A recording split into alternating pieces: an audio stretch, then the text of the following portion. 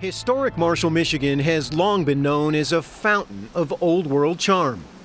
But now it's stuck in a river of trouble.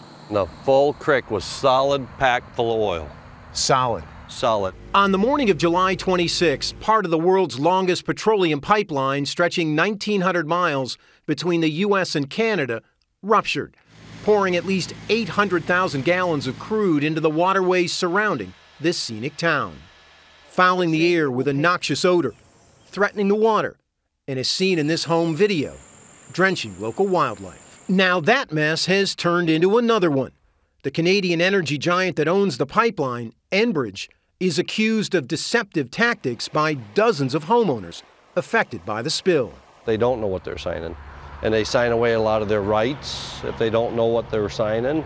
In a joint investigation with the Center for Public Integrity, CBS News obtained these two documents. One is this settlement form.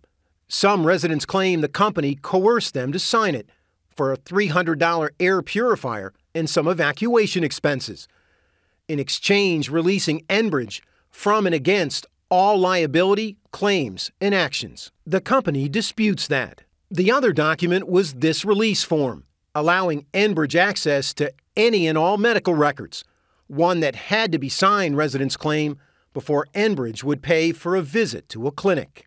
Residents in this mobile home park charged they were deceived by Enbridge. It was more or less sign your name here and, you're done.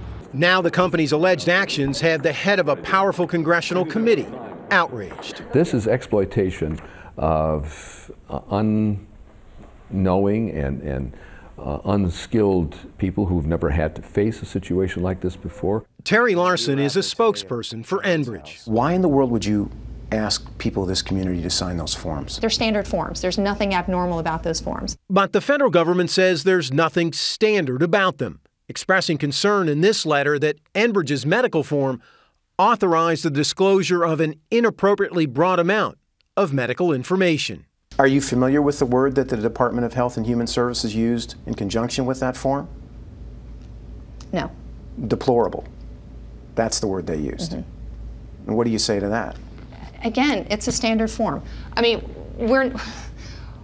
our intent was good. Our intent was to do the right thing by the residents in these communities. Enbridge now says it has discontinued using the forms and hired a former Detroit mayor to oversee the claims process. Still, Congressman Oberstar is calling for a federal investigation into this oily mess. Armen Keteyian, CBS News, Marshall, Michigan.